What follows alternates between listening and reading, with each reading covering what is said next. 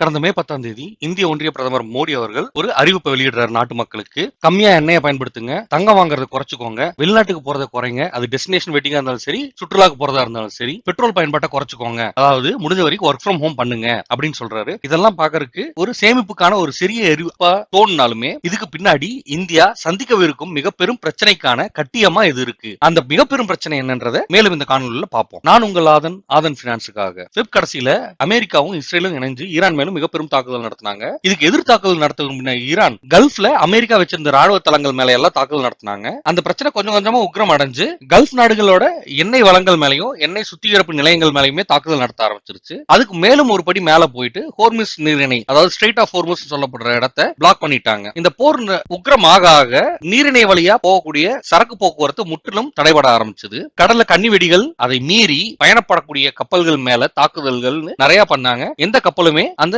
நீரிணையை கடந்து செல்ல முடியல. போர் ஆரம்பிச்ச கொஞ்ச நாள்லயே $60 வர்த்தகமாயிட்டு இருந்த க்ரூட் விலை $100 மேல போயிடுச்சு. $120 பக்கத்துல தொட்டுட்டு அதுக்கப்புறம் இப்பதான் $100 பக்கத்துல வர்த்தகமாயிட்டு இருக்கு. இந்தியால பாத்தீங்கன்னா $1500 குறைவா வித்துட்டு இருந்த கமர்ஷியல் எரிவாயு சிலிண்டரோட விலை 3000க்கு மேல போச்சு. ஏறக்குறைய 2 மடங்கு போயிடுச்சு. இது அபிஷியல் ரேட். ஆனா போர் ஆரம்பிச்ச கொஞ்ச நாள்லயே $7000 வரைக்கும் கள்ளச்சந்தையில விற்பனையாக இருந்தது இந்த கமர்ஷியல் எல்பிஜி. இப்பதான் படிப்படியா குறைஞ்சு இன்னமும் 4000ல இருந்து 5000 வரைக்கும் கள்ளச்சந்தையில விலை நிர்ணயமாயிட்டு இருக்கு. இந்தியாவில் நம்ம ஸ்பெசிபிக்கா பயன்படுத்தக்கூடிய இந்தியன் பாஸ்கெட் க்ரூட்னு சொல்லக்கூடிய கச்சா எண்ணெய் $60 இருந்து $107 விலை உயர்ந்துருச்சு. வெறும் ஜனவரியில இருந்து மே பீரியட், அதாவது 5 மாதத்துல இந்த ஏற்றத்தை நம்ம பாக்குறோம். இந்த ஹோர்முஸ் நீரிணையோட முக்கியத்துவம் என்னன்னு பாத்தீங்கன்னா, உலகத்துல மொத்தமா வர்த்தகமாகக்கூடிய எண்ணெய் அதுல 27%, உலக எரிவாயு பயன்பாட்டுல 20% எல்என்ஜியும், உலகத்தோட மொத்த தேவையான யூரியால 30% இந்த நீரிணை வழியாக தான் பயணப்படுது. அப்ப இந்த ஹோர்முஸ் பிளாக் ஆன உடனே இது மொத்தமும் தடைப்பட ஆரம்பிச்சிருச்சு. இதனோட தாக்கமா உலக யூரியா விலை பாத்தீங்கன்னா ஏறக்குறைய 60% மேல உயர்ந்ததா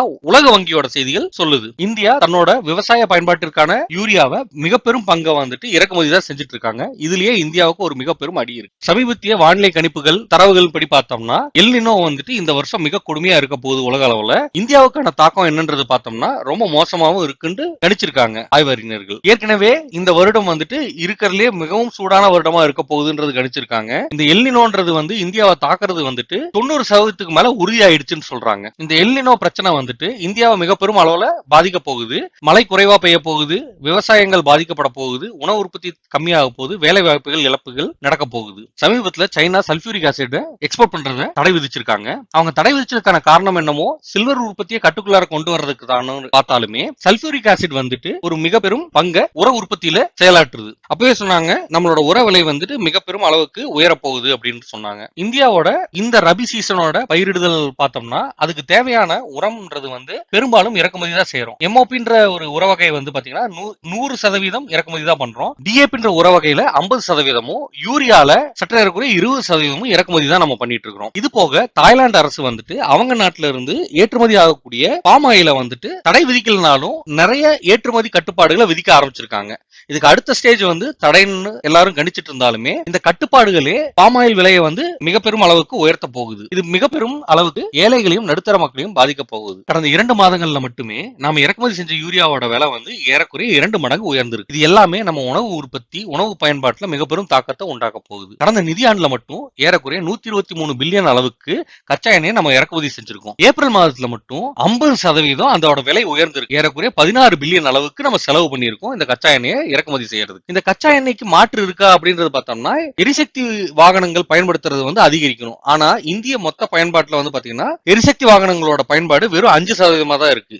இது உடனடியா நம்மளால ஸ்கேல் பண்ண முடியாது. நம்ம நாட்டுல இருக்கிற இன்ஃப்ராஸ்ட்ரக்சர், நம்ம நாட்டு மக்களோட மனநிலை, விற்பனை வேகம் இதெல்லாம் வச்சு பார்க்கும்போது அவ்வளவு எளிதா இதை குறுகிய காலத்துல அதிகரிக்க முடியாது. அது வரைக்கும் நம்ம கச்சா எண்ணெயை தான் நம்பி இருக்க வேண்டியிருக்கு. சமீபத்திய செய்திகள்ல பாத்தீங்கன்னா இந்தியா 72 பில்லியன் அளவுக்கு தங்கத்தை இறக்குமதி பண்ணிருக்கிறதா பல செய்தி சேனல்கள்ல ஹைலைட் பண்ணியிருந்தாங்க. கடந்த 3 ஆண்டுகள்ல இல்லாத அளவுக்கு இறக்குமதி ரெட்டிப்பாயிடுச்சு அப்படின்னு சொல்லி ஹைலைட் பண்ணியிருந்தாங்க இந்த விஷயத்த. எனக்கு அப்பவே ஒரு சந்தேகம் இருந்துச்சு, அவ்வளவு இறக்குமதி பண்ணிருக்கோமா அப்படின்றதுக்காக பார்த்தோம். அந்த தரவுகள்ல எடுத்து பார்க்கும்போது பார்த்தோம்னா ஆமா இறக்குமதி ரெட்டிப்பா இருக்கு, விலை ரொம்ப உயர்ந்திருக்கு, 72 பில்லியன் அளவுக்கு செலவு பண்ணிருக்கோம். ஆனா இது வந்து விலையில மட்டும், அதாவது டாலர்ல நம்ம செலவு பண்ணது மட்டும்தான். இதுவே இறக்குமதி பண்ணக்கூடிய தங்கத்தோட நிகர எடை என்னன்றது பார்த்தோம்னா அது குறைஞ்சிட்டு வந்திருக்கு. 23-24 நிதியாண்டுல வந்து பார்த்தோம்னா 795 டன் அளவுக்கு நம்ம இறக்குமதி பண்ணிருக்கோம். அதுக்கு அடுத்த நிதியாண்டுல 757 டன் இறக்குமதி பண்ணிருக்கோம். சமீபத்திய 25-26க்கான நிதியாண்டுல வெறும் 721 டன் தான் இறக்குமதி பண்ணிருக்கோம். ஆக இறக்குமதி பண்ண அளவு குறைஞ்சிருக்கு. ஆனா அதையும் மீறி நம்ம செலவு பண்ணது வந்து பாத்தீங்கன்னா 72 பில்லியன். அதாவது போன ஆண்டுல பார்க்கும்போது சற்றேறக்குரிய ஒரு 30-35% மேல உயர்ந்திருக்கு. இதுக்கு முக்கியமான காரணம் நம்ம தங்கத்தை இறக்குமதி பண்றது கிடையாது, நம்மளோட ரூபாயோட மதிப்பு டாலருக்கு நிகரா வீழ்ந்துட்டே இருக்கு. இதுதான் ஒரு முக்கியமான காரணம். கோல்டு இடிஎஃப்மே மக்கள் நிறைய வாங்குறாங்கன்னு கம்ப்ளைண்ட் பண்ணிட்டு இருந்தாங்க. ஆனா அந்த டேட்டா எடுத்து பார்த்தாலுமே ஜனவரி 26ல ஒரு மிக பெரும் சர்ஜ் வந்திருக்கு. ஏன்னா கடந்த ஆண்டுல வந்து தங்கத்தோட விலை ரொம்ப உயர்ந்திருக்கு, அதனால மக்கள் நிறைய பேர் வாங்கியிருக்காங்க. ஆனா அது தொடர்ந்து செயல்படல.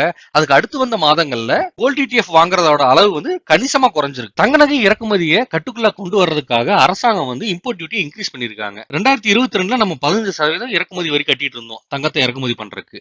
அதை வந்து 6% குறைச்சாங்க. எதுக்காக தெரியுமா? இவ்வளவு அதிகமான கஸ்டம் டியூட்டி பே பண்ணிட்டு தங்கத்தை இறக்குமதி பண்ணும்போது கள்ளக்கடத்தல் அதிகமா இருந்துச்சு. அரசுக்கு நியாயமா வர வேண்டிய வருவாய் வந்து இந்த கள்ளக்கடத்தல்னால பெரிதும் பாதிக்கப்பட்டுச்சு. அதை கட்டுக்குள்ளார கொண்டு வர்றதுக்காக தான் 6% குறைச்சாங்க.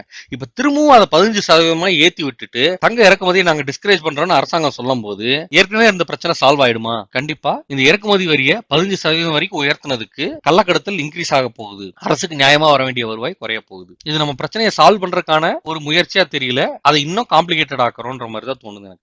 நம்ம கையில வச்சிருக்கக்கூடிய அந்நிய செலாவணியுமே ரொம்ப குறைஞ்சிட்டே வருது. பிப்ரவரி மாச கடைசியில 728,000 பில்லியன் டாலருக்கு வச்சிருந்த அந்நிய செலாவணி படிப்படியா குறைஞ்சு இன்னைக்கு வெறும் 688,000 பில்லியன் டாலர் மட்டுமே நம்ம கையில இருக்கு. இதுக்கு முக்கியமான காரணம் வந்துட்டு ஆர்பிஐ தொடர்ந்து டாலரை வித்துட்டே வர்றதுதான். இந்திய ரூபாயோட மதிப்பை காப்பாத்துறன்ற பேர்ல இவங்க கண்மூடித்தனமாக ஆர்பிஐ வந்துட்டு டாலரை வித்துட்டே வர்றாங்க. அக்டோபர் மாசத்துல இருந்து மட்டுமே ஏறக்குறைய 10 பில்லியன் டாலர் வரைக்கும் ஒரு மாதத்துக்கு வித்துட்டு வந்திருக்கும். கடந்த நிதியாண்டோட கம்பேர் பண்ணோம்னா 12 பில்லியன் டாலர் அதிகரிச்சிருக்கு. இது இவங்க மறைமுகமா எஃப்ஐஐ உதவி பண்றாங்க. எஃப்ஐஐ நம்ம சந்தையில விக்கிறது வந்துட்டு கடந்த 4 ஆண்டுகளா ரொம்ப அதிக அளவுல இருக்கு. இவங்க ரூபாயை நேச்சுரலா வீழ்ச்சி அடைய விடாம இந்த மாதிரி ஆர்டிபிஷியலா அதை காப்பாத்துறதுக்காக டாலரை வித்துட்டே இருக்கிறது வந்துட்டு எஃப்ஐஐ தொடர்ந்து நம்ம சந்தையில இருந்து அவங்க காசை வெளில எடுத்துட்டு போறதுக்கு தான் உதவி பண்ணிட்டு இருக்கு. ரூபாய் வீழ்ச்சியை நேச்சுரலா விட்டுருந்தாங்கன்னா ரூபாய் வந்து அதோட நேச்சுரல் பொசிஷனுக்கு தானா போய் இருந்திருக்கும். ஒரு டாலருக்கு நிகரா 102 ரூபாயா இருக்கலாம், இல்ல 105 ரூபாயா இருக்கலாம். ஆனா அங்க போய் செட்டில் ஆயிருந்திருக்கும். அப்படி போயிருந்துச்சுன்னா எஃப்ஐஐ வந்துட்டு இவ்வளவு கம்மியான மதிப்புள்ள காசை அவங்க நாட்டுக்கு எடுத்துட்டு போறதுக்கு தயங்கி இருப்பாங்க. அந்த வகையிலாவது நம்ம சந்தையில அந்நிய முதலீடு வந்து அதிகரிச்சிருக்கும். ஆனா இவங்க தொடர்ந்து டாலரை வித்து வித்து ரூபாயை காப்பாத்துறன்ற பேர்ல எஃப்ஐஐ காசை வெளில எடுத்துட்டு போறதுக்கு தான் பயன்படுத்தி இருக்கு அவங்களோட முயற்சிகள் அனைத்துமே. ஆக இந்த இஷ்யூட சம்மரி என்னன்னா, மோடி மே 10ஆம் தேதி வந்துட்டு சமையல் எண்ணெய் பயன்பாட்டை கம்மி பண்ணிக்கோங்க, தங்கத்தை வாங்குறது நிறுத்துங்க, வெளிநாட்டு பயணங்களை தவிர்த்துடுங்க, பெட்ரோல் பயன்பாட்டை குறைச்சுக்கோங்க, முடிஞ்ச வரைக்கும் ஒர்க் ஃப்ரம் ஹோம் பண்ணுங்க அப்படின்னு சொன்னதுக்கு காரணம் வந்துட்டு ஈரான் மேல அமெரிக்காவும் இஸ்ரேலும் தாக்குதல் பண்ணனால கச்சா எண்ணெய் விலை மிக பெரும் அளவுக்கு உயர்ந்துருச்சு. எல்பிஜியோட சப்ளையும் ஸ்ட்ரெயின் ஆயிடுச்சு, விலையும் உயர்ந்துருச்சு. நம்ம கச்சா எண்ணெயை இறக்குமதி பண்றதுக்கான செலவு ரொம்ப அதிகரிச்சிருக்கு.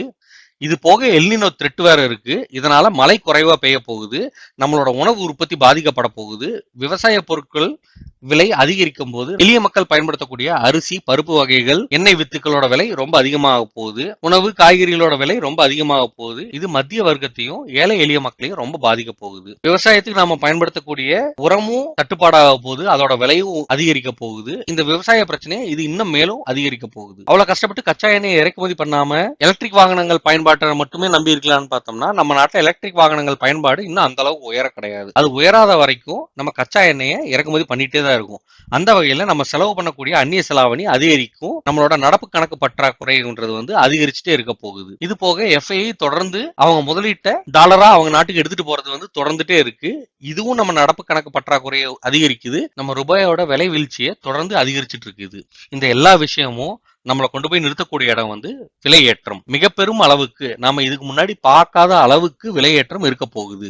இப்போதைக்கு கேள்வி இது வருமா வராதான்றது கிடையாது, எப்ப வரப்போகுது, எவ்வளவு பெரிய தாக்கத்தை உண்டாக்க போகுதுன்றதுதான் கேள்வி. இதுக்கு மக்களும் ஆட்சியாளர்களும் தயாராயிட்டாங்களான்றது மிக பெரும் சந்தேகம். நம்ம செலவினங்களை கட்டுப்படுத்திக்கணும், முடிஞ்ச வரைக்கும் கடன்களை குறைச்சிருங்க. விலையேற்றம் அதிகரிக்க போகுது, அது கூட வேலை வாய்ப்பின்மையும் அதிகரிக்க போகுது. இது வந்து மத்தளத்துக்கு 2 பக்கம் அடின்ற மாதிரி 2 பக்கமும் நம்மளை போட்டு தாக்க போகுது. எதிர்வரக்கூடிய கடினமான சூழலுக்கு நம்மளை தயார்படுத்திப்போம். மேலும் இது போன்ற பயனுள்ள தகவல்களை தெரிஞ்சுக்கிறதுக்கு ஆதம் ஃபினான்ஸ் சேனலை சப்ஸ்கிரைப் பண்ணிக்கோங்க. இந்த காணொலி உங்களுக்கு பயனளிச்சிருந்தா உங்க நண்பர்களுக்கும் முக்கியமா மாணவர்களுக்கும் இதை பகிருங்க. அவங்களும் இது போன்ற விஷயங்களை தெரிஞ்சுக்கட்டும். இந்த காணொலி உங்களுக்கு பிடிச்சிருந்தா லைக் பண்ணுங்க. உங்களுக்கு இது பத்தின கருத்துக்கள் ஏதாவது இருந்துச்சுன்னா கமெண்ட்ல தெரியப்படுத்துங்க. மேலும் ஒரு சுவாரஸ்யமான தகவலோட உங்களை சந்திக்கும் வரை உங்களிடமிருந்து விடைபெறுவது உங்கள் ஆதன். நன்றி, வணக்கம்.